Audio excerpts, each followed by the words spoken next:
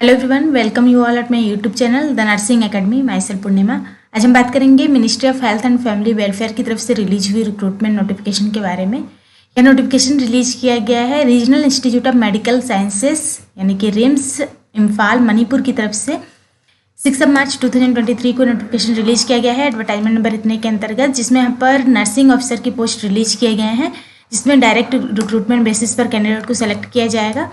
यहाँ पर total number of post की बात करें तो नर्सिंग ऑफिसर की टोटल 54 पोस्ट रिलीज किए गए हैं। कैटेगरी वाइज बात करें तो अनरिजर्व कैटेगरी के लिए 31 पोस्ट, ओबीसी के लिए 11 पोस्ट, एससी के लिए 9 पोस्ट, एसटी के लिए 3 पोस्ट रिलीज किए गए हैं। मीन्स टोटल 54 पोस्ट रिलीज किए गए हैं, जिसमें क्वालिफिकेशन जो चाहिए आपको अप्लाई करने के लिए, अगर आपने 10th +2 के बाद डिप्लोमा किया है यानी कि जीएनएम किया है अगर, या फिर बीएससी नर्सिंग किया है किसी भी रिकॉग्नाइज्ड इंस्टीट्यूट या फिर यूनिवर्सिटी से, और आपका रजिस्ट्रेशन है किसी भी स्टेट नर्सिंग काउंसिल से रजिस्ट्रेशन है, तो आप अप्लाई कर सकते हैं। किस तरह से आपको अप्लाई करना है तो उसके लिए आगे हम एप्लीकेशन फॉर्म का फॉर्मेट आपको दिखाएंगे। ये एप्लीकेशन फॉर्म है, सेम फॉर्मेट आपको फिलअप करना है।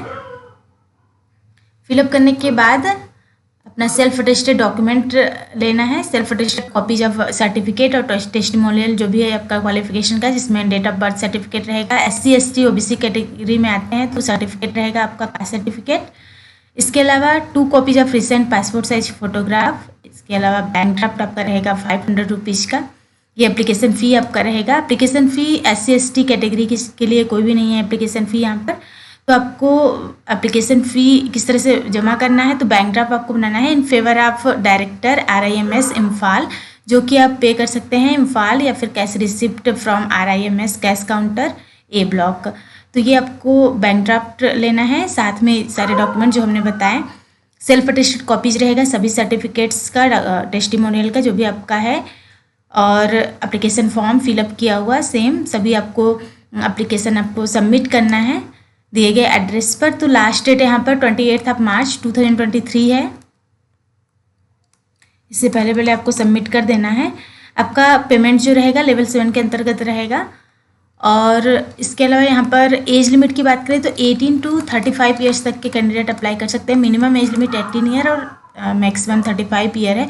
इसके अलावा एज पर सेंट्रल गवर्नमेंट रूल के अकॉर्डिंग एज रिलैक्सेशन भी दिया जाएगा।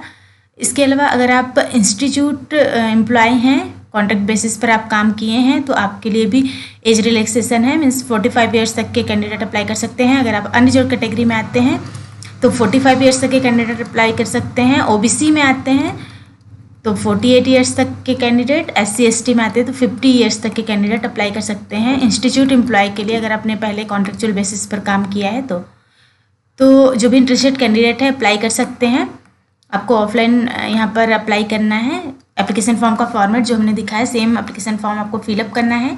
फिलअप करने के बाद सेल्फ अटेस्टेड डॉक्यूमेंट अटैच करने हैं, सर्टिफिकेट्स अटैच करने हैं जो हमने बताएं, और आपको बैंक ड्राफ्ट बनवाना है 500 रुपीज़ का। अगर आप SC ST कैटेगरी में आते हैं तो आपके लिए कोई भी फ़ी नहीं है, आप अपना एप्लीकेशन सबमिट कर सकते हैं। लास्ट डेट है 28 मार्च 2023, तो इससे पहले आपको अप्लाई कर देना है।